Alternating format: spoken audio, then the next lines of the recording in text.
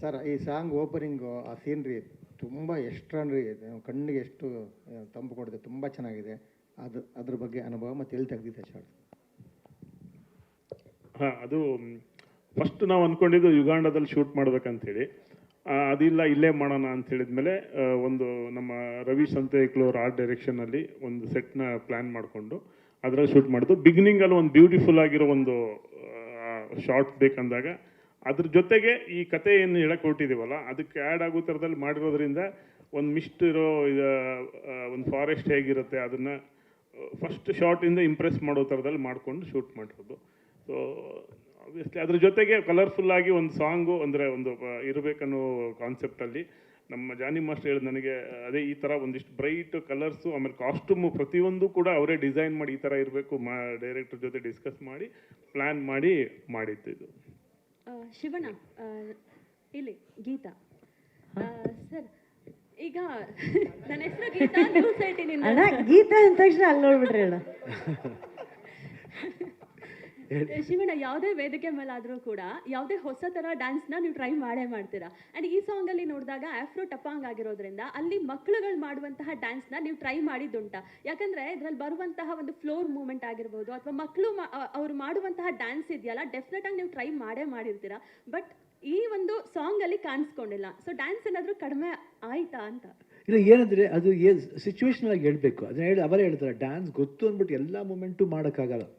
ಯಾಕಂದರೆ ಇಲ್ಲಿ ನಾವು 3 ಜನ ಇದ್ದೀವಿ, ಈಕ್ವಲ್ಲಾಗಿ ಅದು ಪೋಟ್ರೆ ಆಗಬೇಕು, ಪಾತ್ರಗಳು ಈಕ್ವಲಾಗಿ ಪೋಟ್ರೆ ಆದರೆ ಜನಗಳಿಗೆ ಒಂದು ಇಂಟ್ರೆಸ್ಟ್ ಬೆಳೆಯುತ್ತೆ. ಇಲ್ಲಾಂದರೆ ಬಟ್ ನಾನು ಟ್ರೈ ಮಾಡಿದ್ದೀನಿ, ಯಾವ್ದು ಅವ್ರು ಮಾಡ್ಬೇಕಾದ್ರೆ ಅವ್ರ ಜೊತೆ ಅವ್ರು ಟ್ರೈ ಮಾಡಿದ್ದೀನಿ, ಮನೇಲಿ ಟ್ರೈ ಮಾಡಿದ್ದೀನಿ. ನೀವು ಈ ಗೀತನ ಕೇಳಿದ್ರೆ ಗೊತ್ತಾಗುತ್ತೆ ನಿಮಗೆ ಎಷ್ಟು ಸತಿ ಟ್ರೈ ಮಾಡಿದೆ. ಹೌದು, ಅವ್ರನ್ನ ಕೇಳೋದು ಗೊತ್ತಾಗುತ್ತೆ. ಯಾಕಂದ್ರೆ ನಾನು ಅವಾಗ ಮಾಡ್ತಾ ಇರ್ತೀನಿ ಮನೇಲಿ. ನಾನು ಐ ಬಿ ಡೂಯಿಂಗ್, ಯಾಕಂದರೆ ಹೊಸತನ ಇದೆ, ಮತ್ತು ಸ್ಪೀಡ್ ಇದೆ, ಅವ್ರ ಸ್ಟೈಲ್ ಬೇರೆ. ಅವ್ರು ಹೇಳ್ದಂಗೆ ವಾಕ್ ಮಾಡಬೇಕು, ಯೂಶ್ವಲಾಗಿ ಆ ಥರ ಒಂದು ಆಫ್ರಿಕನ್ ಯೂಶ್ವಲ್ ಬರಬೇಕಾದ್ರೆ ಒಂದು ಸ್ಟೈಲ್ ಇದೆ. ಅವ್ರು ನಡಿಬೇಕಾದ್ರೆ ಒಂದು ಸ್ಟೈಲ್ ಇದೆ. ಅವ್ರು ನೋಡಿ ಹಿಂಗೆ ನಡೀತಾರೆ ಯೂಶ್ವಲಾಗಿ, ಆ ಹಾಪ್ ಇರುತ್ತೆ. ಈ ಮೂಮೆಂಟ್ ಮಾಡಬೇಕಾದ್ರೆ ಆ ಹಾಪ್ಲೇ ಮೂಮೆಂಟ್ ಮಾಡ್ತಾರೆ. ಅದು ಭಾಳ ಕಷ್ಟ ಅದು ಬರೋದು. ಅದು ನಾವು ಸುಮ್ಮನೆ ಕಲಿಬೇಕದು, we have to learn. But ತುಂಬ ಚೆನ್ನಾಗಿತ್ತು. ಐ ಥಿಂಕ್ ಅದ್ರ ಜೊತೆಲಿ ರಾಜ್ಬಿ ಶೆಟ್ಟಿ ಮಾಡೋದು ಮೂಮೆಂಟ್ ರಿಯಲ್ ತುಂಬ ಚೆನ್ನಾಗಿತ್ತು. ಅವ್ರ ಜೊತೆಲಿ ಫ್ಯಾಂಟಾಸ್ಟಿಕ್ ಇಟ್ ವಾಸ್. ಉಳ್ವೇಶಲ್ಲಮ್ಮ ಇನ್ನೊಂದು ವೇಷ ಗ್ರೌಂಡ್ಲಿ ಫ್ಲೋರ್ ಮೂಮೆಂಟ್ ಮಾಡಿ ಅದು ತುಂಬ ಚೆನ್ನಾಗಿತ್ತು. It was not jokes aside, it did very well. ತುಂಬ ಚೆನ್ನಾಗಿತ್ತು. Thank you Satya. Thank you. Last question please. Last sir, sir ಈ ಸಿನಿಮಾದಲ್ಲಿ ಅನಿಮೇಷನ್, ಗ್ರಾಫಿಕ್ಸು, CG ಎಲ್ಲ ತುಂಬ ಕೆಲಸ ಇದೆ ಅಂತಂದರು.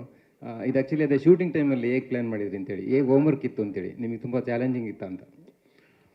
ಚಾಲೆಂಜ್ ಅನ್ನೋಕ್ಕಿಂತ ಆಲ್ರೆಡಿ ಡೈರೆಕ್ಟ್ರು ಫ್ರೀ ವಿಜುವಲೈಸ್ ಮಾಡಿದರು ಈ ಥರ ಬೇಕು ಅಂಥೇಳಿ. ಸೊ ಆ ರೆಫರೆನ್ಸ್ ನಮ್ಗೆ ಇರೋದ್ರಿಂದ,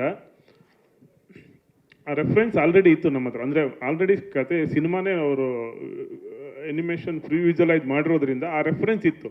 ಸೊ ಅದನ್ನು ಹೆಂಗೆ ನಾವು ತೆಗಿಬೇಕನ್ನೋದೇ ನಮಗೆ, ಅಂದರೆ ಅದು ಆಲ್ರೆಡಿ ವಿಜುವಲ್ ಇದೆ ನಮಗೆ. ಅದನ್ನು ಇಟ್ಕೊಂಡು ಗ್ರಾಫಿಕ್ ಜೊತೆ ಅದನ್ನು ನಾವು ಹೆಂಗೆ ಅಚೀವ್ ಮಾಡಬೇಕನ್ನೋ ಚಾಲೆಂಜ್ ಇತ್ತು. ಸೊ ಆ ಪ್ರಿಪ್ರೇಷನ್ನು ಕತೆ ಹೇಳೋ ರೀತಿಯಲ್ಲಿ ಅವ್ರು ಕೇಳಿಸ್ಕೊತಾ ಇದ್ದಾರೆ.